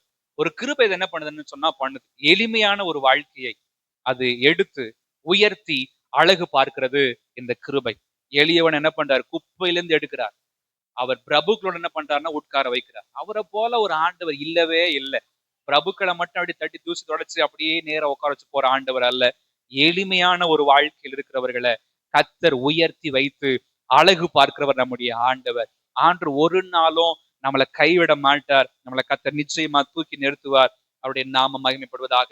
பெட்டி என்பது மிக சிறியது. எவ்வளவு பெருசு இருந்திருக்கணும்? ஒரு குழந்தை வைக்கிற அளவுக்கு தான். ஒரு 3 மாச குழந்தை வைக்கணும்னா சின்னதா தான் என்ன பண்ணிருக்கணும்னா இருந்திருக்கணும். அது அந்த அவ்வளவு சின்ன ஒரு பெட்டி. அங்கேருந்து நேரம் எங்க போயிட்டாரு மோசே? அவர் அரண்மனைக்கு போயிட்டார். இன்னும் கொஞ்ச நாள் கழிச்சு பேசியிருப்பாங்க. எப்ப இவன் சாக வேண்டியவன் என்ன பண்ணிட்டு இருக்கிறான், இன்னைக்கு வாழ்ந்துட்டு இருக்கிறான் அப்படின்னு பேசுறாங்க. இந்த பெட்டி ஒருவேளை இந்த பார்வோனுடைய குமாரத்தின் கண்ணுக்கு படாம போயிருந்தா என்ன பண்ணிருக்கணும்? எங்கேயாவது போயிருக்கணும், எங்கேயாவது எடுக்காம போயிருக்கணும். ஒருவேளை இந்த பார்வோனுடைய கண்ணுக்கு படாம போயிடுச்சுன்னு சொன்னா, அந்த குமாரத்துடைய கண்ணுக்கு படாம போயிடுச்சுன்னா யாருமே எடுத்திருக்க மாட்டாங்க. பசியால கத்தியிருக்கோம். அது போக போக போக அதோடைய பிராணன் கொஞ்சமா என்ன பண்ணிருக்கும்னு சொன்னா போயிருக்கும். இது இந்த பெட்டியில ஆரம்பிச்ச ஒரு வாழ்க்கையை கர்த்தர் என்ன பண்ணலன்னா விடல. யோசிக்க வேண்டாம், நான் ரொம்ப எளிமையா இருக்கிறேன், என் வாழ்க்கை அப்படியே இப்படியே போயிருமோ, இந்த மோசே ஒருவேளை அவருடைய உயிர் பிராணன் போயிருந்தா என்ன நடந்திருக்கும், அதே போல என் வாழ்க்கையில இருக்கிற அந்த எளிமையான வாழ்க்கையில போயிருமோ, அப்படியே போயிருமோன்னு நினைக்க வேண்டாம். நமக்கு ஒரு அரண்மனை காத்திருக்கிறது. நம்ம கர்த்தர் நிச்சயமா ஒரு வாழ்வை வைத்திருக்கிறார். அந்த அரண்மனைக்கு போற வரைக்கும் எளிமையான வாழ்க்கை தான். யோசேப்புக்கு எவ்வளவு நாள் இருந்துச்சு அந்த அரண்மனை? அந்த அரண்மனை வாழ்க்கைன்றது ரொம்ப நாள் கழிச்சு வரல, ஒரே நாள்ல வந்தது. ஒரே நாள்ல 13 வருஷங்கள் அவர் எளிமையா தான் இருந்தார். பெட்டியா இருக்கிற போது தான், ஒரு சிறைச்சாலை இருக்கிற மாதிரி தான் இருக்கிறார். ஆனா வாழ்வு வருகிறது ஒரே நாள்ல. அந்த வாழ்க்கையானது மாற்றப்படுகிறது. கர்த்தருடைய நாமத்துல விசுவாசிச்சா கர்த்தர் அதை நிச்சயமா நமக்கு செய்ய வல்லவராக இருக்கிறார். எனக்கு அப்படிப்பட்ட ஒரு வாழ்க்கை வேணும்னு நினைக்கிறவங்க கரங்களை உயர்த்தி தேவனை ஸ்தோத்திரம் பண்ணுவோமா? நன்றி ஆண்டவரே, உமக்கு ஸ்தோத்திரம். ஆனா இருக்கிற காலத்துல என்ன பண்ணணும், நம்ம அந்த பெட்டியில இருக்கிறதுக்கு நம்ம கொஞ்சம் முயற்சி பண்ணணும். ஒருவேளை மோசே கொஞ்சம் குறும்புக்கார புள்ளையா இருந்து அந்த பெட்டியை உதைச்சிருந்தா என்ன இருக்கணும், அவருடைய வாழ்க்கை அங்க தண்ணிக்குள்ளேயே முடிஞ்சு போயிருக்கணும். ஆனா ஒரு சின்ன குழந்தையா அவருடைய பலத்துக்கு ஏத்த மாதிரிதான் பெட்டி வச்சிருந்தாங்க. அந்த பெட்டிக்குள்ள அவர் இருக்கிறார். அந்த பெட்டியை இழுத்து பார்வோன் என்ன பண்றாருன்னா அந்த அரண்மனையில வளர்ப்பதற்கு கர்த்தர் ஆயத்தம் பண்ணுகிறார். ஒரு நாள் தண்ணில இருந்து கர்த்தர் நம்மளையும் இழுப்பார். பெட்டியில போய் கொண்டிருக்கிற நம்மையும் கர்த்தர் இழுப்பார். எங்க கொண்டு போறாரு தெரியுமா? அரண்மனைக்கு கர்த்தர் கொண்டு போவார். வாழ வைப்பதற்கு கர்த்தர் கொண்டு போவார். கர்த்தர் ஒரு நாள் நம்மளை சாக விட மாட்டார். மத்தவங்களை சாகணும்னு நினைச்சாலும், சாகடிக்கணும்னு நினைச்சாலும், இவங்க வாழ்க்கையை அழிக்கணும்னு நினைச்சாலும் கர்த்தர் விட மாட்டார். ஏனென்றால் கிருபை கூடவே இருக்கிறது. அந்த கிருபை ஒரு நாளும் விலகாது. அப்படி நாம் மகிமைப்படுவதாக. தாவீதுடைய வாழ்க்கையை பார்க்கிறோம்னு சொன்னா, தாவீது 2 சாமுவேல் 7ஆம் அதிகாரம் 7-9 மற்றும் 11. 2 சாமுவேல் 7ஆம் அதிகாரம் 7-9. நான் இஸ்ரவேலாகிய என் ஜனத்தை மேய்க்கும்படி கட்டளையிட்ட இஸ்ரவேல் கோத்திரங்களில் ஒரு கோத்திரத்தையாவது நோக்கி, நீங்கள் எனக்கு கேதுரு மரத்தால் செய்யப்பட்ட ஆலயத்தை கட்டாதிருக்கிறது என்ன என்று நான் இஸ்ரவேல் புத்திரருக்குள் உலாவி வந்த எவ்விடத்திலாவது யாதொரு வார்த்தையை சொன்னதுண்டோ? இப்போதும் நீ என் தாசனாகிய தாவீதை நோக்கி, சேனைகளின் கர்த்தர் சொல்லுகிறது என்னவென்றால், நீ இஸ்ரவேல் என்கிற என் ஜனங்களுக்கு அதிபதியாய் இருக்கும்படி ஆடுகளின் பின்னே நடந்த உன்னை நான் ஆட்டு மந்தையை விட்டு எடுத்து, நீ போன எவ்விடத்திலும் உன்னோடே இருந்து உன் சத்துருக்களை எல்லாம் உனக்கு முன்பாக நிர்மூலமாக்கி பூமியில் இருக்கிற பெரியோர்களின் நாமத்திற்கு ஒத்த பெரிய நாமத்தை உனக்கு உண்டாக்கினேன். பூமியில் இருக்கிற பெரியோர்களின் நாமத்திற்கு ஒத்த பெரிய நாமத்தை உனக்கு உண்டாக்கினேன் அப்படின்னு ஆண்டவர் சொல்லுகிறார். பேர் எளிமையான பெயர், எல்லாராலையும் புறக்கணிக்கப்பட்டவர். அவருடைய வாழ்க்கையை பார்க்கும்போது ரொம்ப அற்பமான ஒரு வாழ்க்கையா தான் இருந்திருக்குது. யாரோட வாழ்க்கை? தாவீதுடைய வாழ்க்கை. மத்தவங்க எல்லாரும் ராணுவத்துல வேலை பார்க்கறாங்க. 3 பேர் அங்க ராணுவத்துல வேலை பார்க்கறாங்க. மத்த எல்லாரும் வீட்டுல இருக்கிறாங்க. இந்த ஒரு மனுஷன் மட்டும் எங்க இருக்கிறாரு? ஆடு மேய்ச்சிட்டு இருக்கிறார். ஆடு மேய்ச்சிருக்காரு. இவரை பத்தி ஒரு பொருட்டா நினைக்கல. இவரை ஒரு ஒரு ஒரு பொருட்டா நினைக்காததுனாலதான் ஈசாய் மறந்து போகிறார். இவரை பத்தி சொல்லவே இல்லை. மத்த எல்லாத்தையும் கடம்பு பண்ணினார். நீ போ, நீ போ, நீ போன்னு ஒவ்வொருத்தரையா அனுப்புறாரு. தாவீது இருக்கிறான்றது என்ன பண்ணல இந்த ஈசாய் நினைச்சு கூட பார்க்கல, மறந்துட்டார். ஆனா ஒரு நாள் வந்தது, கர்த்தர் இந்த தாவீதை தான் அரசாள்வதற்காக தெரிந்தெடுத்து வாழ்க்கையை மாற்றினார். அவரை கொடுத்து இன்ட்ரோடக்ஷன் சொல்லும்போது வசனம் சொல்லுகிறது, ஆடுகளின் பின்னே நடந்த உன்னை என்று சொல்லப்பட்டிருக்கிறது. எதுக்கு வேண்டி போறாரு? ஆடுகளுக்கு பின்னே. அவருக்கு தெரிஞ்சதெல்லாம் என்ன? இந்த பக்கம் போகாத, எங்கிட்டு போ, நேரா போ அப்படின்னு சொல்லி குச்சி வெடி அடி தெரியும். அந்த அந்த ஆடுகளுக்கான போஜனத்தை கொடுக்க தெரியும். இதுதான் அவருக்கு தெரிஞ்சது. வேற ஒண்ணும் பெருசா தெரியாது. ஆடுகளுக்கு பின்னே அப்படின்னு சொல்வது ரொம்ப ரொம்ப எளிமையான ஒரு வாழ்க்கையை குறிக்கிறது. ஒரு பெட்டியில இருக்கிற மாதிரி வாழ்க்கை தான். ஆனா அந்த வாழ்க்கையில கர்த்தருக்கு உண்மையா இருக்கிறார். அந்த வாழ்க்கை ஒரு நாள் வருகிறது. ஆண்டவர் அரண்மனைக்கு கொண்டு போய் நிப்பாட்டுகிறார். வசனம் சொல்வது, தன் வேலையில் ஜாக்கிரதையா இருக்கிற மனுஷனை கண்டால் அவன் நீசருக்கு முன்பாக நின்னால் எங்க போய் நிற்பான்? ராஜாக்கள் முன்பதாக போய் நிற்பான். நம்ம கொடுக்குற சின்ன சின்ன வேலையா இருக்கட்டுமே, எளிமையான ஒரு வேலையா இருக்கட்டும், அது பெட்டிமா இருக்கட்டும், இல்ல அது ரொம்ப எளிமையா, ரொம்ப சொல்ல முடியாத அளவுக்கு இருக்கட்டுமே, இந்த வேலையில உண்மையா இருந்தா கர்த்தர் நிச்சயமாய் அரண்மனைக்கு கொண்டு போக வல்லவராக இருக்கிறார். 11ஆம் வசனத்தை வாசிக்கலாம். 11ஆம் வசனம் எல்லாம் சேர்ந்து வாசிக்கலாமா? 7ஆம் அதிகாரம் 2 சாமுவேல் 7ஆம் அதிகாரம் 11வது வசனம். உன்னுடைய எல்லா சத்துருக்களுக்கும் உன்னை நீங்களாக்கி இளைப்பாறவும் பண்ணினேன். இப்போதும் கர்த்தர் உனக்கு வீட்டை உண்டு பண்ணுவார் என்பதை கர்த்தர் உனக்கு அறிவிக்கிறார். மறுபடியும் வாசிக்கலாமா? உன்னுடைய எல்லா சத்துருக்களுக்கும் உன்னை நீங்களாக்கி இளைப்பாறவும் பண்ணினேன். இப்போதும் கர்த்தர் உனக்கு வீட்டை உண்டு பண்ணுவார் என்பதை கர்த்தர் உனக்கு அறிவிக்கிறார். கர்த்தர் இதை நம்ம தச்சுக்கு அறிவிக்கிறார். கர்த்தர் நமக்கு ஒரு வீட்டை உண்டு பண்ணுவாராக.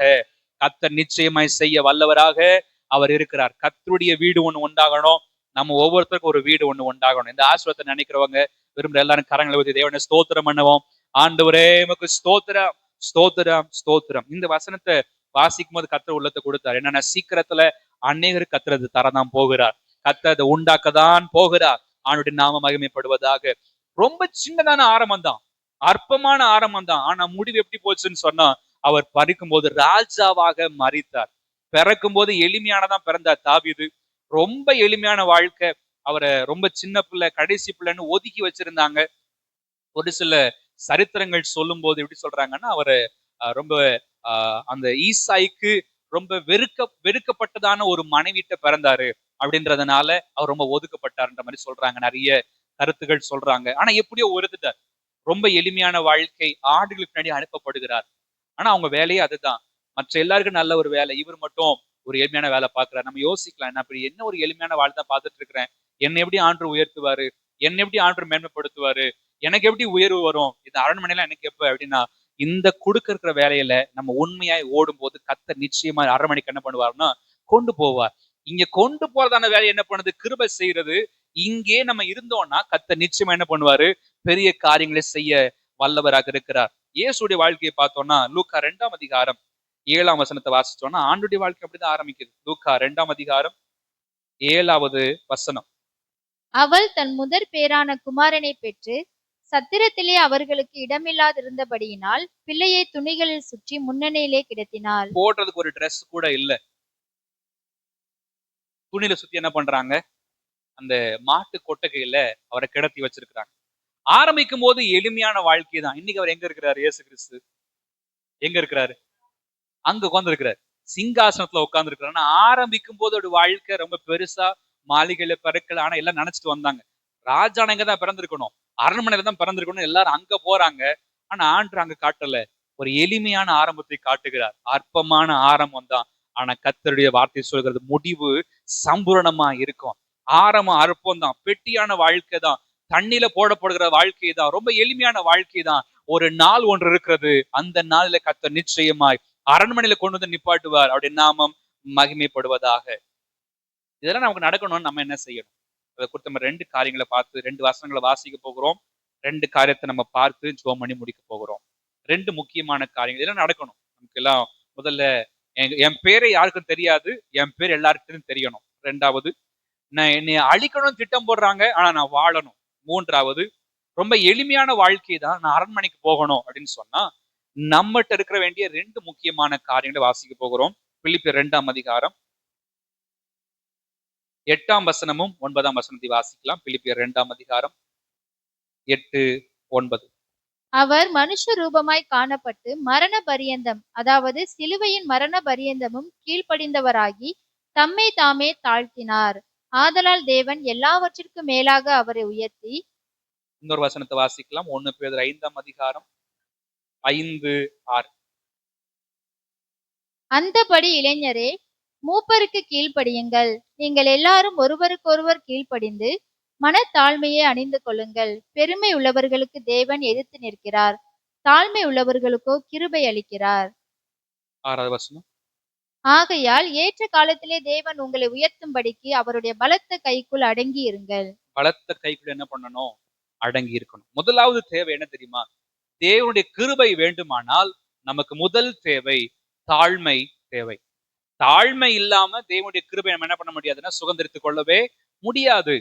தேவனுடைய கிருபை ஒரு மனுஷன் சுதந்திரிக்கணும்னு சொன்னா தேவ சமூகத்துல தன்னை தாழ்த்த வேண்டும். ஆண்டவரே, நான் அல்ல, என் வாழ்க்கையில் எல்லாம் நீரே என்கிறதான ஒரு வரிகள் வாயில மட்டும் இல்ல, எப்படி இருக்கணும், உள்ளத்துக்குள்ளே இருக்கணும். என் வாழ்க்கையில ஆண்டவரே நீர்தான் எனக்கு எல்லாம், என் வாழ்க்கையில் எல்லாமே எனக்கு நீர் மட்டும்தான் ஆண்டவரே என்கிறதான உண்மையான வரிகள் இருக்குமானால் நாம் தாழ்மையாக இருக்க கர்த்தர் நம்மை நடத்தி கொண்டிருக்கிறார் என்று சொல்லி அர்த்தம். தாழ்மை என்பது நம்ம வாழ்க்கையை அழிப்பதற்காக அல்ல. நீ அடிமையா இருக்கணும் அதுக்காக கர்த்தர் தாழ்மை எதிர்பார்க்கல. மாறாக அவர் செயல்பட நினைக்கிறார். அவர் செயல்படணும்னா அவர் முன்பதாக நம்மை தாழ்த்த வேண்டும். எந்த அளவுக்கு அவருடைய சமூகத்தை தாழ்த்த முடியுமோ அந்த அளவுக்கு தாழ்த்தும் போது கர்த்தர் பெரிய காரியங்களை செய்வார். ஜெபம் என்பது ஒரு தாழ்மையின் அடையாளம்.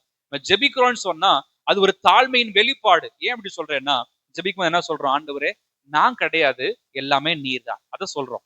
அதை ஜெபிக்காதவங்க என்ன சொல்றாங்க, நீங்க வேணா ஆண்டவரே, நான் பாத்துக்கிறேன். இதுதான் ஜெபத்தினுடைய ஒரு உண்மையான ஒரு நோக்கம். ஜெபிக்க ஜெபிக்க கிருபையானது பெருக ஆரம்பிக்கிறது. துதிக்க துதிக்க அவருடைய கிருபையானது பெருக ஆரம்பிக்கிறது. தேவனுடைய வசனத்தை வாசிக்க வாசிக்க கிருபையானது பெருக ஆரம்பிக்கிறது. நம்ம வாழ்க்கை கர்த்தர் மேல கொண்டு போகிறார். உங்க பேர் பிரபலமாகணுமா, உங்க வாழ்க்கை உயரணுமா, முதலாவது ஜெபிக்கணும், ரெண்டாவது துதிக்கணும், மூன்றாவது வசனத்தை அதிகமா என்ன பண்ணணும்னு சொன்னா வாசிக்கணும். தேவனிடத்துல நம்ம தாழ்த்தாம, தேவ சமூகத்துல நம்ம வெறுமையாக்காம நம்மளை கர்த்தர் ஒரு நாளும் உயர்த்தவே முடியாது. தேவன் நம்மளை உயர்த்தணுமா, அவர் சமூகத்தை தாழ்த்தணும். உபவாசம் பண்ணி கூட தாழ்த்தலாம்.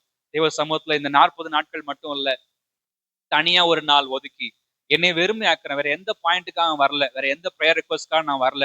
நான் வந்திருக்கிறது உங்க முன்னாடி என்னை தாழ்த்துறதுக்காக வந்திருக்கிறேன். நீங்க எனக்கு வேணும், எங்க வாழ்க்கைக்கு எல்லாமே நீங்க தான்றத அதை சொல்லி தேவ சமூகத்துல விழுந்து கிடக்கும் போது கர்த்தர் நிச்சயமாய் கிருபையை பெருக்கி இருக்கிறத பார்க்க முடியும். வேற எந்த ப்ரேயர் ரிக்வஸ்டும் கிடையாது. ஆண்டவர் எனக்கு அது வேணும், இது வேணும், எனக்கு அப்படி மாத்துங்க இப்படி மாத்துங்கன்னு வேற ஒண்ணும் வரல. நான் உம் சமூகத்தை என்னை தாழ்த்துவதற்காக வந்திருக்கிறேன். உங்களுடைய சமூகத்துல தாழ்த்துகிறேன் ஆண்டவர்னு சொல்லி தாழ்த்தும் போது கர்த்தர் நிச்சயமாய் பெரிய காரியங்களை செய்வார். பழைய ஏற்பாட்டு காலத்துல பார்க்கும்போது உபவாசம் இருக்கும்போது பெருசாலாம் பாட்டு பாடல, ஜோம் பண்ணல, பைபிள் வாசிக்கலாம் பண்ணல. என்ன பண்றாங்க, போய் சாம்பல்ல படுத்துக்கிட்டாங்க, சாம்பல்ல உட்காந்துக்கிட்டாங்க. கர்த்தர் அதை நோக்கி பார்க்கிறார். தாழ்மையின் அனுபவத்தை கர்த்தர் பார்க்கிறார். உபவாச ஜெபம்ன்றது ஏதோ வருஷம் செய்யணும்ன்றதுக்காக கிடையாது. உபவாசம் என்றது என்ன சொல்றது, நான் கர்த்தாவே என்னை தாழ்த்துகிறேன், நான் அல்ல, என் வாழ்க்கையில் நீர் மகிமைப்பட வேண்டும், என் வாழ்க்கை மூலமா நீ உயர்ந்திருக்க வேண்டும் என்று சொல்லி அர்ப்பணிக்கிற அர்ப்பணம் தான் தாழ்மை. அப்ப அர்ப்பணிக்காதவங்க என்ன பண்றது இல்ல, தாழ்த்துகிறது இல்ல. ஆண்டவரை எல்லாமே நீர்தான் என்று சொல்கிறவர்கள் தாழ்த்துகிறார்கள். இரண்டாவது ஒரு காரியம் நம்ம வாசிச்சோம், கரத்துக்குள்ள என்ன பண்ணணும், அடங்கி இருக்கணும். அவருடைய கைக்குள்ள நம்ம அடங்கி இருக்கணும். கை என்பது நேற்று நம்ம தியானித்தது போல அந்த கைதான் நம்ம எடை கட்டுது. அந்த கைதான் நம்மளை கச்சை போல கச்சையை கட்டுகிறது. அந்த கைதான் பலப்படுத்துகிறது. அந்த கைதான் கரலோகத்தை கொண்டு போய் என்ன பண்ணுது, நம்மள சேர்க்கிறது. அந்த கரத்துக்குள்ள அடங்கி இருக்கும் போது, கைக்குள்ள அடங்கி இருக்கும் போது பிசாசு என்ன பண்ண முடியாது, தொடவே முடியாது. உலகத்துல வாழும் போது இயேசு கிறிஸ்துவ பிசாசு தொடல. இன்னைக்கும் பிசாசு இயேசு கிறிஸ்துவ என்ன பண்ண முடியாதுன்னா தொடவே முடியாது. நம்மளை தனியா தான் தொற்ற முடியும். நம்ம தனியா இருக்கிறோம்னா பிசாசு நம்மளை தொட முடியும். ஆனா அவருடைய கிருபை இருந்துச்சுன்னு சொன்னா, சுற்றிலும் அவர் இருக்கும்போது எந்த வல்லமையும் தொடவே முடியாது. கர்த்தருடைய நாமத்திற்கு அவ்வளவு வல்லமை உண்டு. ஏன்னா அந்த நாமத்திற்கு வானோர் பூதலத்தோர் பூமியின் கீழானோர் எல்லாருடைய முழங்க என்ன பண்ணணும், முழங்கால்களும் முடங்கணும். அவ்வளவு பெரிய வல்லமை அந்த நாமத்திற்கு உண்டு.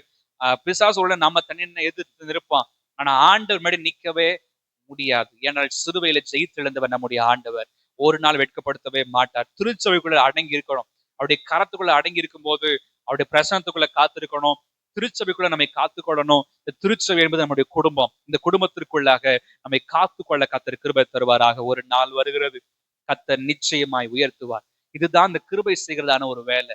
எனக்கு இந்த கிருபை பெருகணும், என் வாழ்க்கையில இந்த கிருபை பெரிய காரியங்களை செய்யணும்னு நினைக்கிறோம். கொஞ்சம் நம்ம ஜெபம் பண்ண போகிறோம். கர்த்தர் பெரிய காரியங்களை செய்வாராக. ஆண்டவரே, என் வாழ்க்கையில கர்த்தருடைய கிருபை மாறாதது, கர்த்தருடைய கிருபை அது விலகாதது. கர்த்தருடைய நாமம் பலத்ததான துருகம். எங்களுடைய பலன் கொஞ்சம் தான் ஆண்டவரே, ஆனா தேவனுடைய பலன் அதிகமானது, தேவனுடைய கிருபை அதிகமானது. நன்றி ஆண்டவரே, நாங்கள் ஸ்தோத்தரிக்கிறோம் ஆண்டவரே, நன்றி சொல்லுகிறோம் கர்த்தாவே, நன்றி சொல்லுகிறோம் ஆண்டவரே, ஸ்தோத்தரிக்கிறோம் கர்த்தாவே. நன்றி ஆண்டவரே. முடிஞ்ச நம்ம எல்லாரும் எழுந்து கூட தேவனை கொஞ்சம் ஸ்தோத்திரம் பண்ணி ஜெபம் பண்ணுவோம். ஆண்டவரே, நாங்கள் ஸ்தோத்தரிக்கிறோம் ஆண்டவரே, ஸ்தோத்தரிக்கிறோம். ஸ்தோத்திர ஆண்டவரே, நாங்கள் ஸ்தோத்தரிக்கிறோம் ஆண்டவரே, ஸ்தோத்தரிக்கிறோம் ஆண்டவரே. எங்க மேல கர்த்தர் கொடுத்திருக்கிற கிருபை, அந்த கிருபை ஒரு நாளும் விலகாது ஆண்டவரே. காலங்கள் மாறினாலும், மனிதர்கள் மாறினாலும், சூழ்நிலைகள் மாறினாலும் அந்த கிருபை ஒரு நாளும் விலகவே விலகாதப்பா, ஒரு நாளும் விலகவே விலகாது. கர்த்தர் கொடுத்திருக்கிற மேலான கிருபைக்காக கொஞ்சம் தேவனை ஸ்தோத்திரம் பண்ணுவோமா? முடிஞ்ச கரங்களை உயர்த்தி தேவனை ஸ்தோத்திரம் பண்ணுவோம். ஆண்டவரே, கர்த்தர் எங்கள் வாழ்க்கையில் கொடுத்திருக்கிற மேலான கிருபைக்காக ஸ்தோத்திரம், ஸ்தோத்திரம், ஸ்தோத்திரம், ஸ்தோத்திரம், ஸ்தோத்திரம், ஸ்தோத்திரம், ஸ்தோத்திரம், ஸ்தோத்திரம். ஆண்டவரே, பெயர் தெரியாத ஒரு மனிதனை, பெயர் வைக்கப்படாத ஒரு மனிதனை உலகம் அறிந்த தலைவனாக மாற்ற முடியுமானால் நம்முடைய வாழ்க்கையும் கர்த்தரால் நிச்சயமாய் மாற்ற முடியும். ஒருவேளை பெயர் தெரியாம இருக்கலாம், என் பேர் இங்க வந்தா நல்லா இருக்குமே, என் பேர் பெருமைப்பட்டா நல்லா இருக்குமே, என்னுடைய பேரை மத்த இடத்துல மத்தவங்க சொன்னா நல்லா இருக்குமே, என் பேர் பெருமைப்படாதா, என் பேர் இப்படி நாசமாய் கிடக்கிறதே, என் பேர் இப்படி வீணாய் போய் கிடக்கிறதே என்று யோசிக்கிற உள்ளமே தேவ கிருபைக்காய் காத்திருப்போம். ஆண்டவர் நிச்சயமாய் பேரை பெருமைப்படுத்துவார், நிச்சயமாய் பேரை பெருமைப்படுத்துவார், பேரை பெருமைப்படுத்துவார், பேரை பெருமைப்படுத்துவார். நன்றி ஆண்டவரே, நாங்கள் ஸ்தோத்தரிக்கிறோம் ஆண்டவரே. நன்றி அப்பா, நாங்கள் ஸ்தோத்தரிக்கிறோம். நன்றி ஆண்டவரே, எங்கள் பேரை பெருமைப்படுத்துகிறவர் எங்கள் ஆண்டவர். நன்றி கர்த்தாவே. அந்த கிருபை எங்கள் பெயரை பெருமைப்படுத்துகிறது. அந்த கிருபை எங்கள் பெயரை பெருமைப்படுத்துகிறது. இரண்டாவதாக, அழிவில் இருந்து தப்புவிக்கிறது. சத்ரு அழிக்கணும்னு நினைக்கிறான். இது வரைக்கும் எத்தனையோ தடவை கர்த்தர் பாதுகாத்தாரு. அதற்காக முதலாவது தேவனுக்கு நன்றி செலுத்தி தேவனை ஸ்தோத்திரம் பண்ணுவோம். ஆண்டவரே, எங்களை இது வரைக்கும் பாதுகாத்தது அந்த கிருபை தான், இது வரைக்கும் நடத்தி வந்தது கிருபை தான், இது வரைக்கும் பலப்படுத்தினது கிருபை தான். ஆண்டவரே, இது வரைக்கும் கர்த்தர் சுமந்து வந்தீங்க, இது வரைக்கும் பாதுகாத்து வந்தீங்களே, உமக்கு நன்றி சொல்றோம் ஆண்டவரே. இது வரைக்கும் நடத்தி வந்தது உண்மையானால் இனிமேலும் கர்த்தருடைய கிருபை தொடர்ந்து நடத்தும். இது வரைக்கும் அழிவிலிருந்து தப்பித்தது உண்மையானால் இனிமேல கர்த்தர் தொடர்ந்து நடத்துவார், தொடர்ந்து நடத்துவார், தொடர்ந்து நடத்துவார். ஆண்டவர் ஒரு நாளும் சாத்தான் கையிலேயோ மனுஷர் கையிலேயோ விட்டு கொடுக்கவே மாட்டார். கிருபை இருக்கிறதுனால கர்த்தர் நம்மை தூக்கி நிறுத்துவார். நன்றி ஆண்டவரே, ஸ்தோத்தரிக்கிறோம் கர்த்தாவே, ஸ்தோத்தரிக்கிறோம். எளிமையான வாழ்க்கையா இருக்கலாம். நான் மேன்மை எதிர்பார்க்கிறேன், ஆனா என் வாழ்க்கை ரொம்ப எளிமையா இருக்குது. ஒரு மேன்மை இல்லைன்னு நினைச்சா கர்த்தர் நிச்சயமாய் உயர்த்துவார். ஆண்டவர் உயர்த்துறதுக்கு மாதங்கள் தேவையில்லை, வருஷங்கள் தேவையில்லை, ஒரு நாள் போதும் கர்த்தர் உயர்த்துவார். ஆனா தேவ சமூகத்துல இப்ப கொடுத்திருக்கிற வாழ்க்கையில நாங்க உண்மையாய் ஓட கர்த்தர் கிருபை தாரும் ஆண்டவரே என்று சொல்லி தேவ சமூகத்துல கேட்போம். நன்றி ஆண்டவரே. கிருபை விலகாதையா,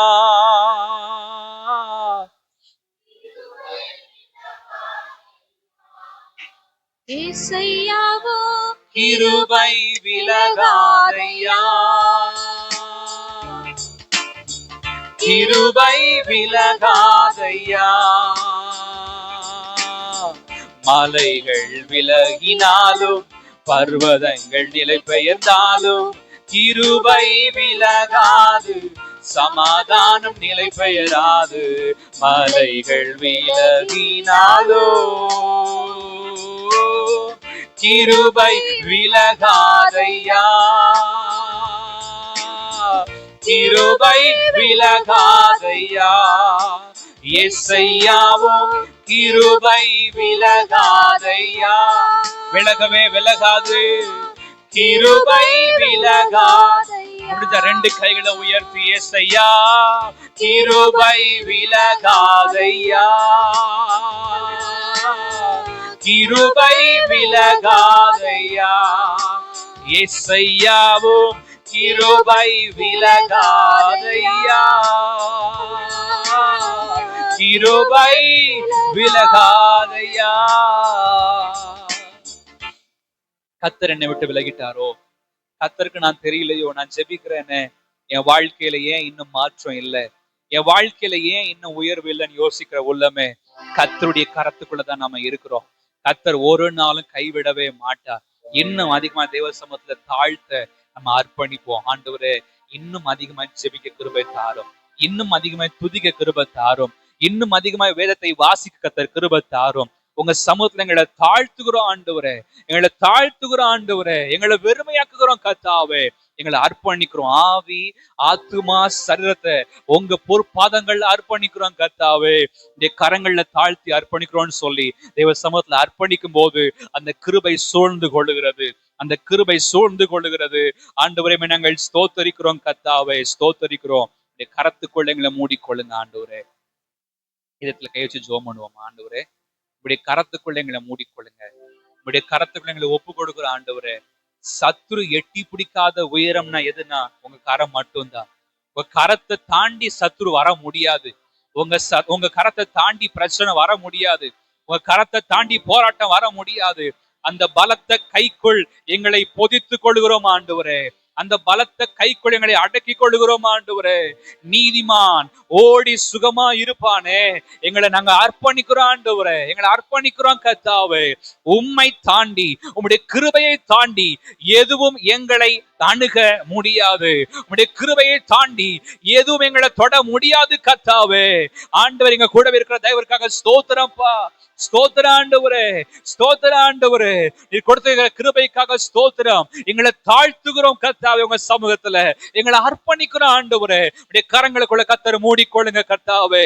கர்த்தர் அப்படியே செய்ய போற தயவிற்காக தேவனுடைய கரங்களை தட்டி நன்றி சொல்லுவோம். நன்றி ஆண்டவரே, உமக்கு ஸ்தோத்திரம், ஸ்தோத்திரம், ஸ்தோத்திரம், ஸ்தோத்திரம் கர்த்தாவே, ஸ்தோத்திரம். கிருபையினால கர்த்தர்களை மூடிக்கொள்ளும், மறைத்துக் கொள்ளும். இயேசுவின் நாமத்தில் ஜெபிக்கிறோம் நல்ல பிதாவே. ஆமென், ஆமென்.